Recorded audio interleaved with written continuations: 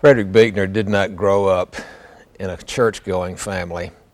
His ancestors had come over to this country in the 1850s as German radical free thinkers. And they were very successful financially and socially, but religion was simply not something that was of interest to them, which meant that the whole family had no resources on which to fall back when life worked them over, as it tends to do for all of us. This began for young Frederick when he was 10 years old. On a Saturday morning in November of 1936, he had expected to go with his father to Princeton, where the father had graduated a few years before as a very esteemed and honored student. However, because of the Great Depression, his father had not been able to keep the kind of employment that he had wanted. Unfortunately, he had begun to rely on alcohol as a way of covering his disappointment. That only exacerbated the problem. And so on this particular day, when they were to go back to see the old classmates, the elder Buechner got up before anybody else in the family, dressed, went down to the garage, carefully closed the garage door, turned on the ignition of the old Chevrolet, and sat down on the running board and was asphyxiated before anybody in the family realized what was happening. Years later, people used to ask Buechner, "How did your father die?" And he would always say he died of heart trouble. And then he said that was at least partially true. You see, he had a heart, and it was troubled. And at the depths of that trouble were no spiritual resources on which to depend. The Buechner family lived on as best they could. Young Frederick went on, as his father had, to Princeton, went back to the Lawrenceville Prep School, where he was a junior teacher of English, and he published a novel that was greatly acclaimed critically. And so it looked like he was going to have a very bright future. In fact, so bright that he resigned his teaching post, began to write full-time. And then he had that mysterious malady that often happens to writers. He hit a block where nothing seemed to come. He became very, very despondent because nothing was working for him. And at that juncture, one of his friends said, "You might like to go to Madison Avenue Presbyterian Church in New York City. There's a wonderful minister there named George Buttrick. He bequeaths hope. He gives energy. You might find what he is doing to be helpful."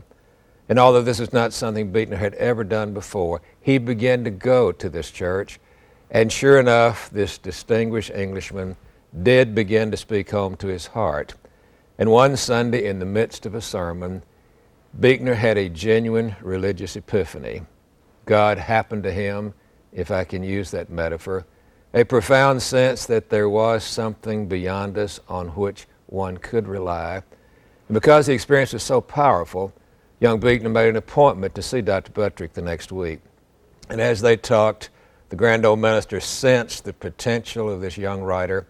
And at that time, the Rockefeller Foundation had a series of grants that they were giving to people just like Buechner, people who were interested in the ministry and therefore perhaps would like to consider preparing for it. And so even though he had not been in church over a dozen times in all his life, to his great amazement, he matriculated at Union Seminary in New York City, and for the first time in his life encountered Holy Scripture. It was a completely unknown realm to him before. He says as he began to live into this great document, he was amazed by two things. First of all, the utter honesty of Scripture. Even the greatest heroes were depicted with all of their strengths, but also their flaws. But he said even more significant to him was a motif that he began to discover as he worked his way through the pages of Scripture.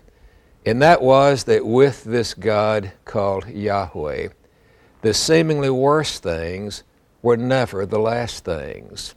God always seemed to have something else that God was able to do. In fact, the image of an ingenious alchemist is the image that came to Buechner. Alchemists, remember those ancient scientists who tried to take lead and somehow transmute it into gold? Well, he began to trace through Holy Scripture how again and again, when it seemed like people were at the absolute end of their ropes, that this alchemist God had a way of doing something even with the worst that human beings had done in bringing out growth and bringing out redemption. A vivid example of that is the wonderful set of stories about the Old Testament patriarch Jacob. He'd only loved one woman really in all his life, a lovely lady named Rachel, and he'd done a great deal in order to win her hand in marriage, but for some reason she was not able to bear children. And back in that era, that was a terrible handicap. Polygamy was practiced back in that time, and so other wives were brought in, and across the years they produced 10 sons for Jacob. And then mysteriously Rachel was able to bear a child, and Joseph was born. He was the 11th child chronologically, but he was the firstborn child of the beloved Rachel. When Rachel died, giving birth to a second child, little Benjamin, in his grief, Jacob took all of the affection that he'd had for Rachel and began to channel this on her firstborn son. And as a result, he gave things to little Joseph that he didn't give to any of his other sons. He never asked anything of this one.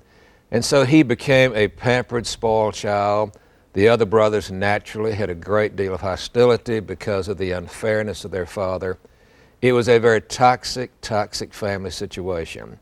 One of the ways that Jacob shows his favoritism was that he gave Joseph a coat unlike anything he'd given to his other sons. King James called it a coat of many colors. A more accurate reading of the Hebrew is that it was a coat with sleeves in it, something that only a prince would wear, someone who didn't have to do physical work. And naturally the brothers hated that coat because of what it symbolized. And of course Joseph was terribly spoiled by being the object of all of this favoritism. And one day old Jacob sent Joseph out to see his brothers who were having to work in the fields. He was wearing that hated leisure coat. And when they got him out away from their father, all of their pent-up anxieties and hostilities exploded. They almost killed Joseph with their bare hands. But then wiser heads said, wait, he is our own blood. And so about that time, a group of Midianite slave traders were passing by.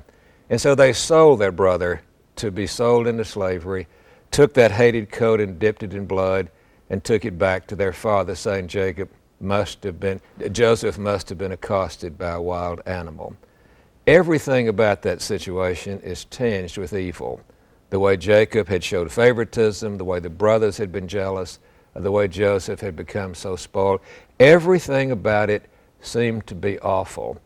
And yet, amazingly, this alchemist God, who has the power to take the seeming worst and bring out of it that which is unbelievably good, was at work in the life of Joseph.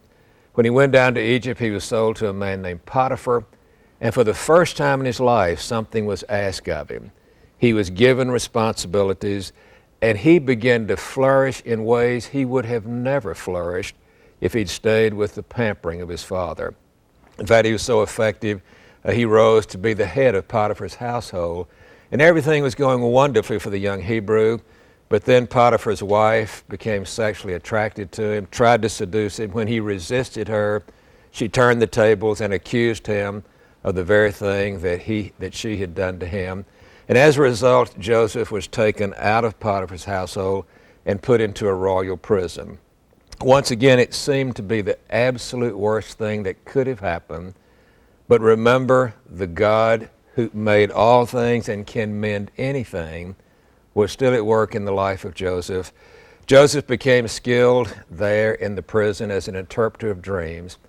And when the Pharaoh, the head of that land, was being troubled by nightmares, someone remembered the young Hebrew in the jail, and he was taken to Pharaoh, and he was able to help him understand that what his dreams were saying was that they were having times of wonderful abundance. They should husband some of that because a famine was coming.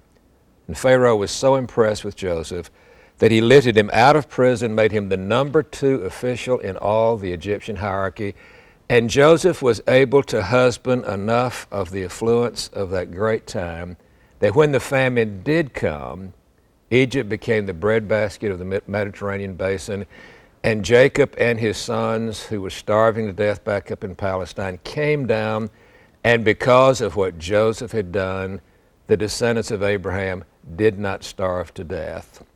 At the end of this incredible saga, where the seemingly worst always opened into something very, very good, The brothers came to Joseph after they had moved back down and apologized to him for all they had done. And he said, "Look, do not weep. You meant what you did for evil. I will admit that, but God used it for good." This alchemist God can take just about anything and do just about everything with it.